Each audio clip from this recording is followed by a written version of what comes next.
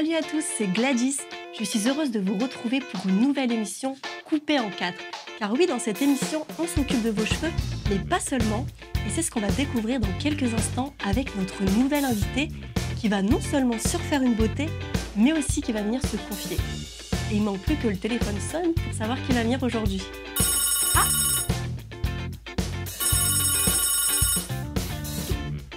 Coiffure coupée en 4, bonjour.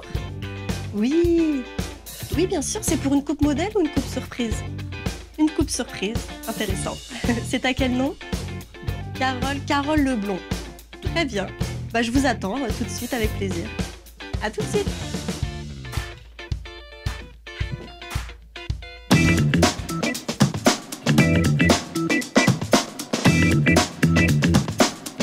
Bonjour Carole. Bonjour Gladys. Quel plaisir de t'accueillir aujourd'hui dans notre salon de coiffure, coupé en 4. Un salon, on peut le dire, pas tout à fait comme les autres, puisque Carole, au-delà de te faire une totale transformation, nous allons aussi découvrir ton témoignage de foi, ta vie avec Dieu pendant, avant, pendant, après. On va découvrir ensemble des choses extraordinaires. Mais avant de parler d'extraordinaire, parlons à présent des choses ordinaires. Parlons de tes habitudes de coiffage. Parce que toi, Carole, le matin, tu te lèves, tu te prépares. Et qu'est-ce que tu fais avec cette belle chevelure? Écoute, Gladys, tu vois, là, j'ai fait des vanilles. Et habituellement, tu vois, je les garde comme ça. Je les garde vraiment attachées. Oui. Et voilà, de temps en temps, je les détache. Mais c'est vraiment le plus simple pour moi parce que tu verras quand tu vas faire le coiffage, j'ai une chevelure assez dense. Ouais, ils ont tendance à gonfler. Ils sont volumineux. Tout à fait. Ok, donc toi, tu as choisi de couper juste les pointes. Tu veux pas trop forcément les raccourcir, mais tu veux quand même un changement au niveau du coiffage. Donc du coup, tu as déjà un carré long, tu veux rester à peu près dans le même esprit, et tu souhaites avoir un changement plutôt qui s'en va au bout d'un shampoing. Tout à fait. Est-ce qu'on peut dire que le changement de coiffage que tu souhaites rime aussi avec un changement de vie? Peux-tu nous parler un peu plus de ton début de vie? D'où viens-tu? Oui, alors tout à fait. Donc moi, je suis originaire du Niger, Oui. un pays d'Afrique de l'Ouest. J'ai grandi dans une famille aimante, attentionnée. Donc je suis la troisième d'une famille de 4 enfants. Et que te dire d'autre? Voilà, c'est un petit peu moi, quoi. Je suis pas mal donc métisse, donc mélangée. Et avec des super parents que j'aime beaucoup. Et donc, du coup, toi, Carole, est-ce que tu es née dans une famille chrétienne? Non, pas du tout. Ma famille, j'ai pas eu de background, on va dire, religieux ou de croyance. Ma famille ne parlait jamais de ces choses-là. En tout cas, je ne m'en souviens pas quand j'étais enfant. Donc, j'avais pas du tout de background chrétien. Tu n'avais pas de mentalité avant d'être chrétienne? Non, pas plus que ça. D'accord. Et toi, par la suite, Carole, tu vas nous parler du déclic que tu as eu à l'âge de 9 ans, là où on peut dire qu'il y a eu aussi un avant et un après. Et c'est ce qu'on va découvrir dans quelques instants pour la suite de cette émission coupée en 4. Ça sera la coupe de cheveux.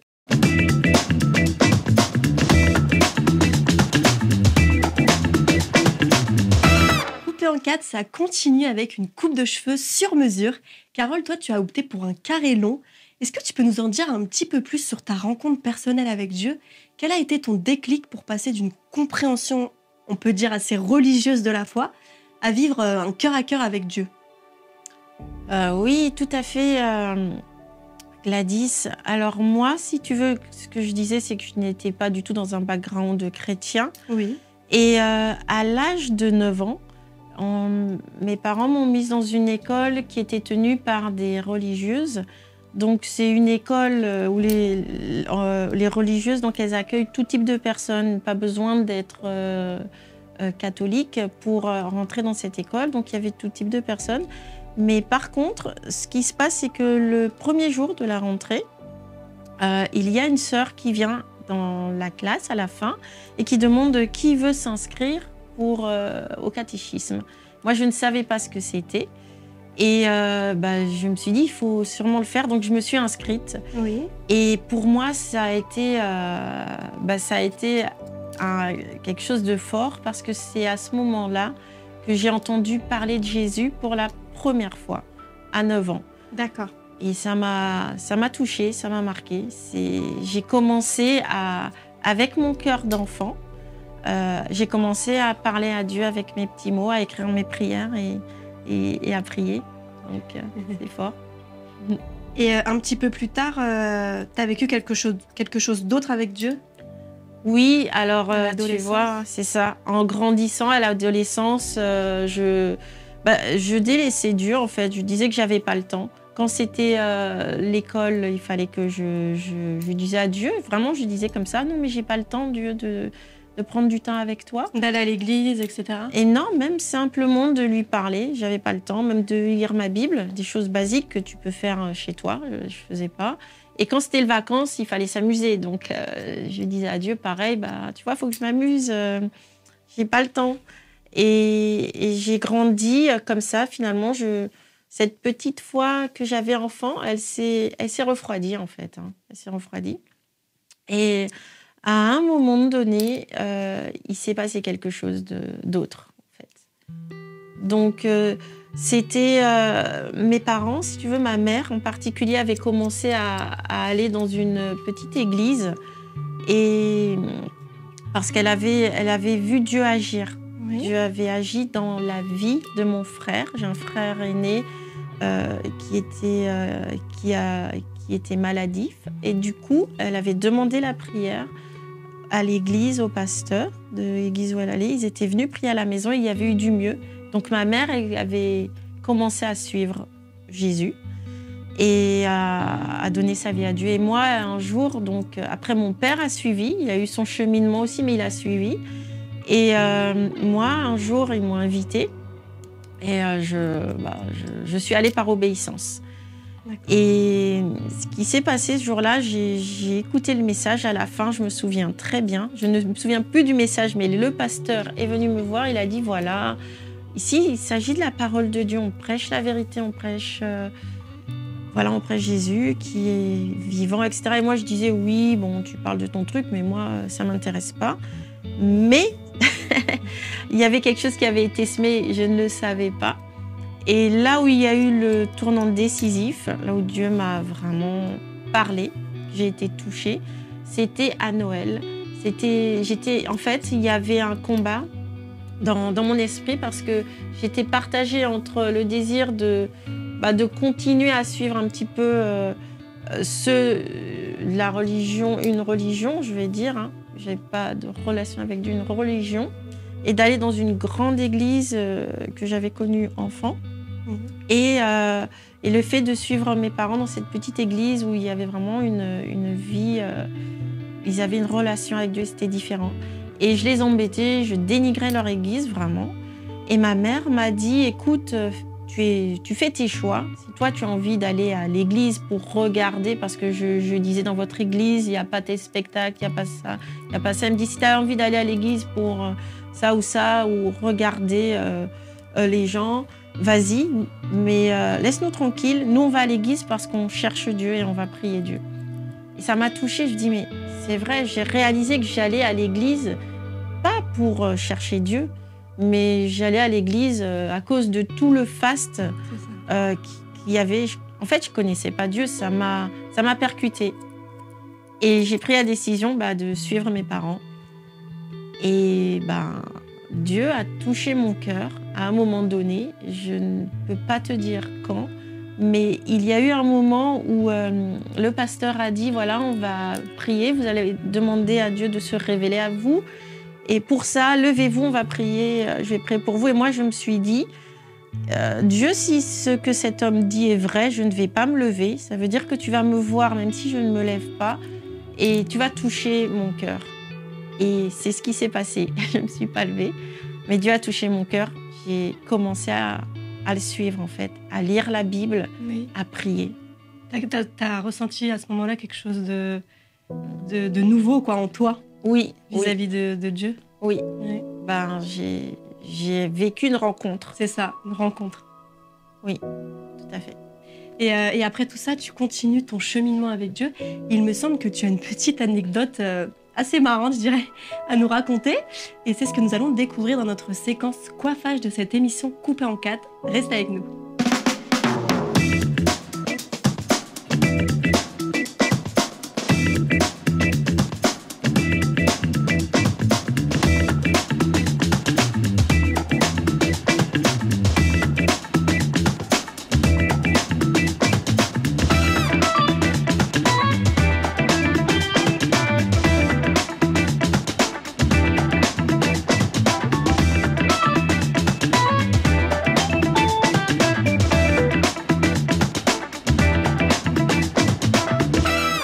cette émission Coupée en 4 se poursuit avec toi, Carole.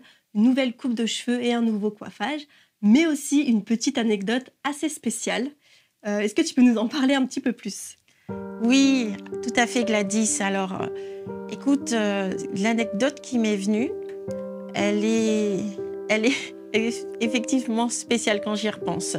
C'était, alors ça fait quelques années, donc ma petite Anna, elle avait 16 mois, et j'étais à la maison avec elle, et j'entends quelque chose qui tombe par terre, mais bon, je ne me formalise pas, peut-être rien. Et puis donc après, ce soir-là, avec Ruben, on était invités chez des amis. Et à un moment donné, je regarde ma main avec ma bague de fiançailles, et je vois que sur ma bague de fiançailles, je n'ai plus la perle. C'est une bague avec une perle de culture. Je ne vois plus la perle. Donc du coup, je me dis mince, qu'est-ce qui s'est passé et tout. Et je me dis, c'est peut-être ce que j'ai entendu tomber. Donc je me souviens de ce qui s'est passé l'après-midi, et je dis, je vais la retrouver à la maison. Oui. Donc quand je rentre le soir et tout, je regarde partout, je cherche et je trouve rien. Et j'étais un peu déçue. Je vais me coucher vraiment attristée. Et j'ai cette pensée du Seigneur, de Dieu, qui me dit, mais Carole, regarde comment tu t'inquiètes pour une perle qui est du matériel. Et est-ce que tu t'inquiètes autant pour les personnes de ton entourage qui ne me connaissent pas et qui sont pour moi comme ces perles, ont même beaucoup plus de valeur. Et du coup, je me dis, oui, c'est vrai, Seigneur, tu as raison, vraiment, pardonne-moi je me formalise pour du matériel. Donc, je dis, ok, c'est pas grave.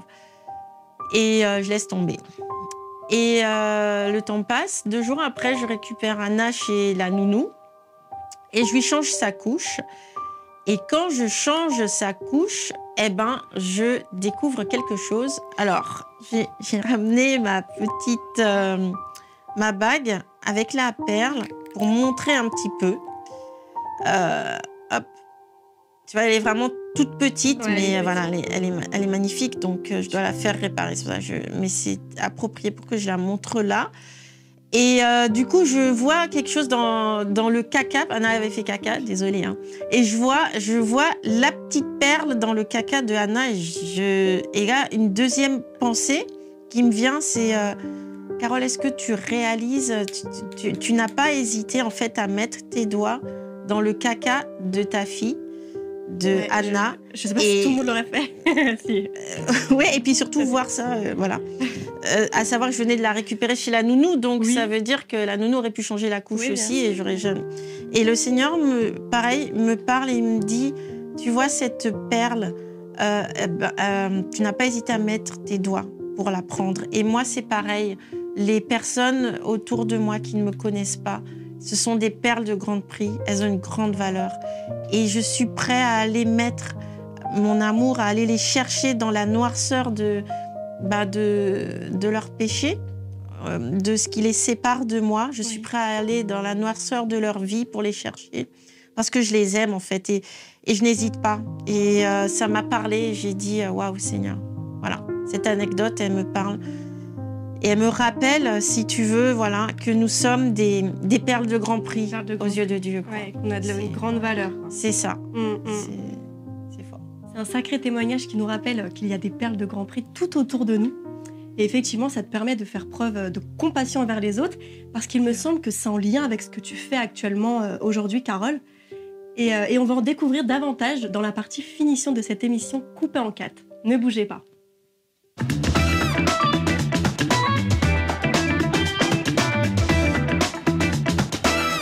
On poursuit notre émission avec notre invitée Carole Leblond. Nous voici à l'heure de la finition de cette coiffure, comme nous voici aussi à cette étape de ta vie, toi Carole, où tu vas nous parler de ton appel. Il me semble que justement tu côtoies au quotidien des perles de grand prix. Est-ce que tu peux nous en parler un petit peu plus ? Oui, alors déjà, je dirais que tu vois, les personnes, quelles qu'elles soient, sont pour moi maintenant des perles de grand prix. Je les regarde différemment. Et effectivement, je travaille au sein du Top Chrétien avec d'autres perles de grand prix qui sont super. Donc, je m'occupe des ressources humaines et de l'équipe. Et ma mission, si tu veux, c'est de faire que chacun soit à la bonne place dans la saison de sa vie et avec les talents aussi, de discerner. Donc, je ne suis pas seule à discerner, il y a une équipe, on est toute une équipe, mais de discerner aussi les talents et la saison dans laquelle la personne doit servir au sein du Top Chrétien. Et je dirais qu'on a des super perles. Donc voilà. Et parallèlement à ça, j'ai aussi une passion qui est le scrapbooking. C'est-à-dire que je fais des créations, des cartes, des marque-pages à la main parce que j'ai à cœur beaucoup l'encouragement. Donc c'est aussi pour moi l'occasion, tu vois, de bénir d'autres perles de Grand Prix et de donner de la valeur aussi au travers des créations à des personnes voilà, hein, qui en ont besoin. Ouais, donc des créations à découvrir absolument si vous aussi vous avez besoin d'illuminer votre quotidien et du coup d'être encouragé. Et toi, Carole, ce que tu vas découvrir maintenant tout de suite, c'est ta coupe de cheveux. Alors dis-moi, est-ce que tu es prête? J'ai hâte, j'ai hâte. Moi aussi, je suis prête et vous aussi, soyez prêts à découvrir très vite la réaction de Carole avec sa nouvelle coupe de cheveux. Et puis, sans oublier son conseil rien que pour vous faire prendre conscience que vous avez de la valeur aux yeux de Dieu.